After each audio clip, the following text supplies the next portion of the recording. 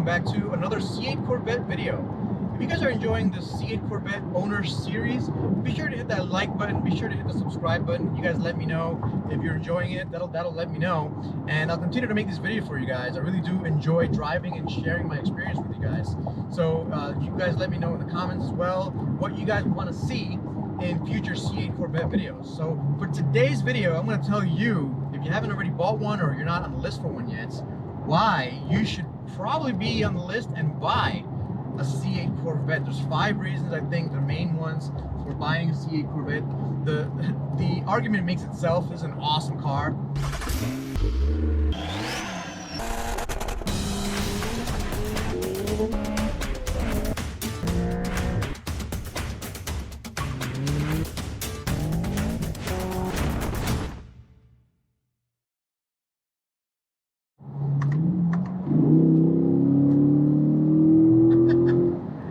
Pins you back in the seat. Very few cars can do that these days. So reason number one, honestly, the performance for the dollar. The value you get out of the C8 Corvette is insane. It's one of the best cars that you can think of buying. It's honestly almost impossible to find a better value for performance.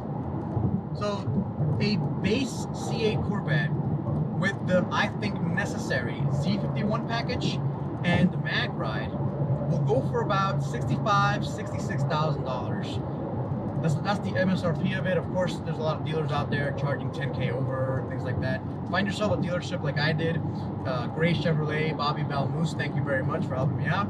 MSRP, no problems at all. I ordered exactly the spec I wanted, and it was MSRP. For the price, you're not gonna find a better bargain. 0 to 60 in 2.8 seconds is insane. I mean, if you would tell me 10 years ago that I would own a car that goes 0 to 60 in less than 3 seconds, I would tell you were crazy. It's impossible. The tire performance is not there. The engine performance is not there. The chassis performance is not there. It just doesn't exist. But here we are. We are in a current mid-engine C8 Corvette that does 0 to 60 in under 3 seconds. That's insane to me. Not just that, it's got 500 horsepower. 500 horsepower is a lot of horsepower. Now, I know in the days of the Hellcats and these crazy horsepower American cars, 500 may not sound like a lot, but it really is a ton of horsepower to have under your right foot. It's really incredible what they've done with the C8 Corvettes. And again, the chassis tuning, the brakes, the looks, the noise, all of this for under $70,000 is more of a bargain than anyone could ever think of. You're not going to find a cheaper car that'll give you more miles for the gallon. And of course, let's get the used cars out of the way. Of course, you can buy a used, let's say, Porsche Cayman or something. I'm talking about new cars that you can buy today. Go to the dealership, order it, and buy it brand new. You're not going to find a better deal than the C8 Corvette. Let me know in the comments if you disagree. If you have a better deal or better bargain than this, you let me know. I would love to argue with you. You know me, I like to go in the comments, and I like to read them. I like to agree with you guys if I do, and if I don't, I will disagree. So be sure to leave a comment down below. The next reason that you should think about buying the C8 Corvettes, and it's actually one of the main reasons why I bought one, is the driver-centric cockpits. As soon as you step foot in this car, you sit down, you turn on the car, everything turns on for the driver. Everything is extremely driver-centric, from the dash to the steering wheel to the buttons here, the button layouts, the screen. Everything is geared for the driver. If you guys remember the Mark IV Supra, one of the reasons that people thought it was such a special car was that the entire cockpit was towards the driver.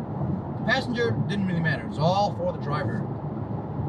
One of the reasons why I love my Honda S2000 so much, and I do have a Honda S2000 that I've owned for quite a while. I love that car.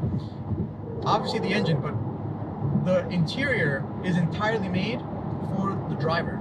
So the cockpit is all made to be controlled by the driver. All the volume control, the knobs, the HVAC systems, all within driver reach only.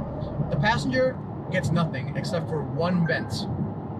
That makes this car such a great car to own. I don't think there's many car interiors out there that are as good as this, even the Porsche interior. So the 911s, the Caymans, I've been looking into those for reasons I'll cover in another video. And you step into it, and yeah, you feel pretty good about your dashboard and everything's in front of you, but the radio and everything is still kind of central, and it's kind of, you know, the passenger has a say in things, and being able to get in here and knowing that it's all about the driver makes it feel that much more special. The next one goes really without saying. As I drive around, there's a lot of people that kind of, you know, do this, right? They do a lot of breakneck, and they're like, oh my God, what car is that? Right? I've seen a lot of phones come out taking pictures of it. It's because this car has a very exotic design to it. Now, some people may say that the design was stolen from Ferrari or Lamborghini, and it might have been, but do I really care? No, not one bit. I don't care at all. This car is amazing to look at from every single corner. You know, I know there's some people that like to complain about the rear of the car, how it looks Camaro-ish. I don't buy that.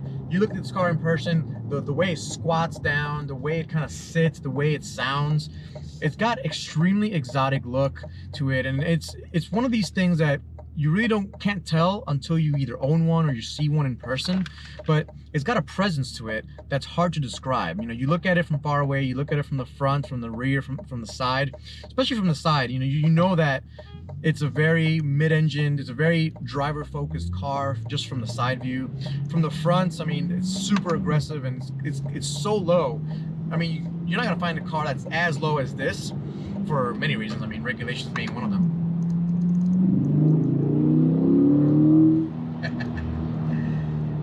You're not gonna find a car that's that much fun on regular roads either. And the exotic look of it just adds to that flair. Now, if you're the type of person that does not like to get the attention, that does not like to be on the road and cause a little bit of a stir whenever you go to a parking lot or a gas station, this may not be the car for you. Me owning a Civic Type R, I actually got used to that. People, you know, saying, "Oh, what car is that? That's such a cool car." You know, taking pictures, asking you questions. Pretty much every time I stop and put gas in this car, I get a whole bunch of questions.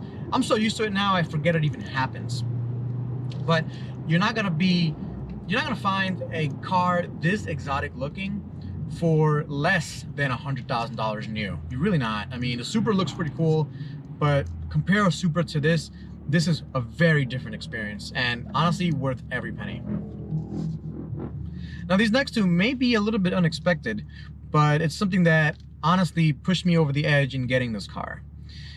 The first one, of course, is being able to take the roof off.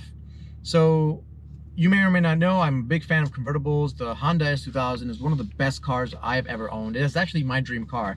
If I had to sell every single car I owned, I would leave the S2000 for last. I would try to save that car more than any other car that I own. I love that car to death. And one of the main reasons is because it is convertible. So some people don't think convertibles are worth it or they're not cool. And the key about the C8 Corvette that it gives you both options. So actually it gives you three options. So you can get the fixed roof coupe like this, and I call it fixed roof because when the roof is on, you really can't tell that the roof is detachable. I can easily, just right now, park it, take the roof off, store it in the back, and this becomes a convertible. Now, Corvette also will sell you a convertible version of the Corvette. And man, that convertible, talk about awesome. So if convertible is really what you're looking for, get the convertible Corvette. That is an amazing, honestly, bargain for the money. It looks awesome when the top's down. When they take the top off of this, some people may like it, some people may not, and the aerodynamics are not quite perfect either. So convertible Corvettes are definitely better at being a convertible, but I went with the fixed roof coupe because I'm trying to race this car as well. Convertibles are a little bit heavier. I'm trying to avoid that extra heft.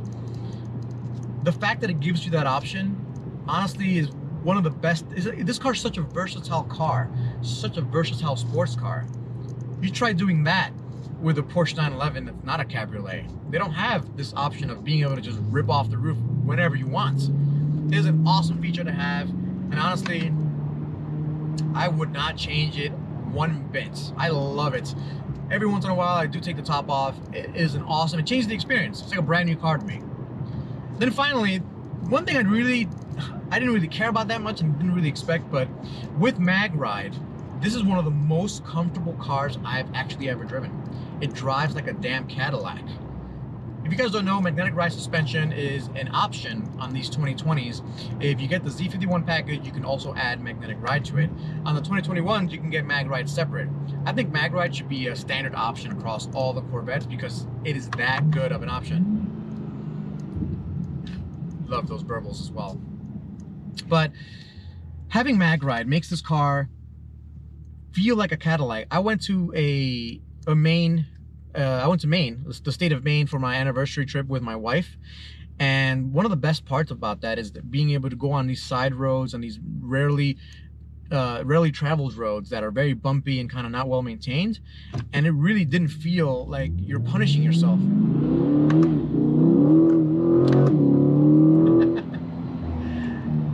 You also get that. But having that MagRide really changes the characteristics of this car almost entirely. And I can honestly say it's as comfortable as a Cadillac. I don't often say that, but man, if you want comfortable cruising car and you think the Corvette will not do that for you, you'd be wrong, because the comfort in this car is out of this world. I am so taken aback at how comfortable this car can really be. You know, you can put you can put it in touring mode. It quiets down the exhaust. It makes everything a little softer. It makes the steering softer. It makes the brakes softer, and just relax. And this is one of the very few sports cars I've been able to get into and just relax and really feel like I'm in a luxurious experience, almost a Mercedes, right? And that has taken me by surprise, and I am truly appreciative of the Corvette engineers for doing such a great job. All right, guys, that really wraps up this video. I hope you enjoyed it. Give me that thumbs up if you liked the video. Be sure to hit that subscribe button if you want more of these videos. I will catch you guys next time. Peace.